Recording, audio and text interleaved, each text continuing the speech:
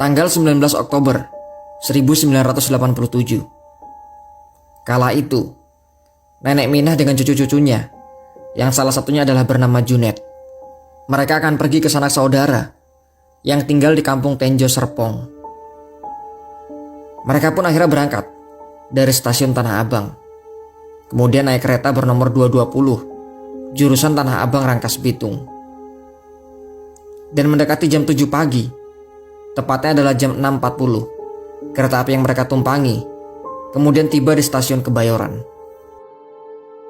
Dan seperti rutinitas biasanya, kereta kemudian akan berhenti beberapa menit untuk memberi waktu proses naik dan turun para penumpang. Namun karena suatu sebab, kala itu kereta berhenti agak lama. Nah, di sisi lain, di tempat yang berbeda, yaitu di stasiun Sudimara, kereta api 225 baru saja tiba dan kemudian melakukan aktivitas yang sama, yaitu memuat penumpang yang nantinya mereka akan pergi ke stasiun selanjutnya. Nah, kereta api 225 sendiri memiliki rute Rangkas Bitung Jakarta. Dan karena mereka menggunakan jalur yang sama, maka sesuai dengan prosedur, kereta api 225 harus menunggu kereta api 220 yang tadi berangkat dari stasiun Kebayoran. Yang tentu tujuannya adalah agar mereka saling bergantian karena mereka menggunakan jalur yang sama. Namun pada saat itu, lebih dari 10 menit masih belum ada tanda-tanda kereta datang. Padahal sesuai dengan jadwal, kereta api 225 sudah harus berangkat melanjutkan perjalanan ke Tanah Abang, yaitu pukul 6.50. Dan jika satu kereta tertunda, artinya akan menunda jadwal selanjutnya. Kisah ini juga diutarakan oleh Endang yang dimuat dalam Tirto ID. Endang kala itu akan menaiki kereta api 225. Namun belum sempat naik, kereta itu sudah mulai berjalan. Dengan tergopoh-gopoh, ia berlari mengejar kereta karena takut akan terlambat. Namun salah satu petugas kemudian mengatakan, "Tidak usah buru-buru, Mbak. Itu cuma langsir." Mendengar hal itu, ia pun memelankan langkahnya. Namun yang terjadi kemudian, kereta itu ternyata semakin melaju dan kemudian meninggalkan stasiun. Endang kala itu merasa marah karena ia merasa ditipu oleh petugas itu. Namun tiba-tiba ia melihat salah satu petugas berlari kalang kabut ke arah kereta. Petugas itu kemudian diketahui bernama Jamhari, dengan membawa bendera merah di tangannya, yang kemudian ia melambai-lambai mengibarkan benderanya, seolah memberikan sinyal agar kereta berhenti. Namun meski demikian, kereta itu tetap melaju meninggalkan stasiun. Petugas lain pun tampak bingung. Raut muka mereka tegang, dan salah satunya kemudian berkata, "Wah, bahaya ini, bisa tabrakan nanti." Seorang petugas lain kemudian dengan gesit langsung mengambil motor dan langsung melaju. Yang kelihatannya ia mengejar kereta itu. Namun sepertinya usahanya gagal. Endang kala itu masih bingung dengan apa yang terjadi sebenarnya. Namun tak lama kemudian, hanya dalam beberapa jam ke depan, ia kemudian mendengar kabar yang amat mengerikan. Kedua kereta itu saling tidak mengetahui bahwa mereka menggunakan jalur yang sama dan berlawanan. Lebih tepatnya, mereka berpikir bahwa jalur sudah aman. Dan yang lebih parah lagi adalah posisi jalur yang menikung. Sehingga mereka baru saling menyadari saat jarak mereka hanya tinggal beberapa puluh meter. Mengerem pun sudah percuma. Bahkan dikatakan pada saat itu jarak mereka hanya tinggal 30 meter saat mereka saling menyadari satu sama lain. Selamat yang melihat kereta api 220 di depannya hanya bisa membunyikan klakson dan kemudian banyak-banyak mengucapkan istighfar. Saya masih melihat sinyal aman ketika memasuki halte Pondok Bitung. Namun secara bersamaan, dari arah berlawanan, tiba-tiba muncul kereta api 220. Lalu, tabrakan maut itu tak bisa terhindarkan. Tutur selamat kepada wartawan Jawa Pos 23 tahun setelah kejadian itu. Tabrakan itu menghasilkan bunyi yang amat keras hingga terdengar seperti sebuah ledakan. Kedua lokomotif itu saling beradu banteng, dan kemudian setelah tumbukan pertama, gerbong itu masih terus terdorong oleh gerbong lain yang ada di belakangnya. Imbasnya, kedua lokomotif itu seperti saling tusuk dan kemudian memasuki gerbong lainnya, yang akhirnya membuat korban dari peristiwa ini sangat besar. Kurang lebih ada 150 jiwa menjadi korban pada saat itu. Mereka yang ada di dalam gerbong bagian depan, sebagian besar tertusuk besi ataupun material lain yang ada dari kereta di depannya. Sebagian juga terhimpit, dan banyak dari korban ditemukan terjepit di persambungan kereta. Masinis yang selamat kala itu, yaitu Slamet Soeradio. Ia terlempar hingga ke belakang jok masinis. Giginya pun rontok, terhantam handle rem kereta. Kaki kanannya patah, dan kulit pinggulnya sobek.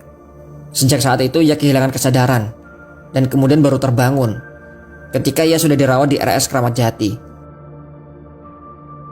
Nenek Minah, yang jika kalian ingat Admin ceritakan di awal video ini, ia pun turut menjadi korban.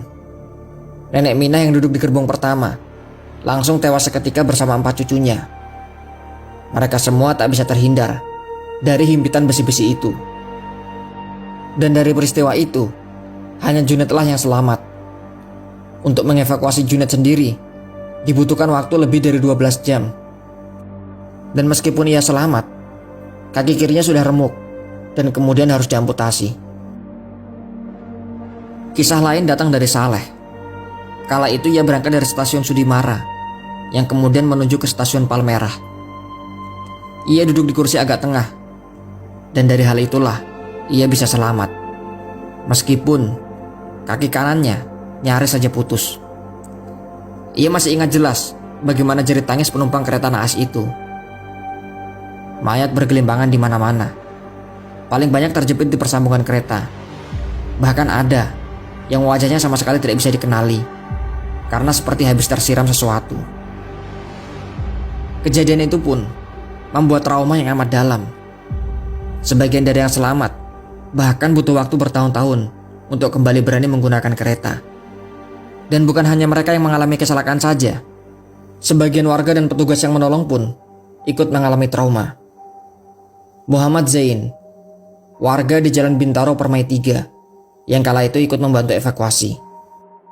Ia menuturkan bahwa bayangan kengerian itu masih teringat jelas. Ia ingat betul melihat potongan-potongan tubuh, usus yang terurai keluar, kepala dan kaki yang terputus, hingga bagaimana ia membantu evakuasi orang yang terhimpit di gerbong kereta selama berjam-jam. Kecelakaan kereta api sendiri sebenarnya kala itu sudah beberapa kali terjadi. Namun yang terparah dan menjadi sejarah terkelam dalam perkeretaapian Indonesia adalah tragedi Bintaro ini.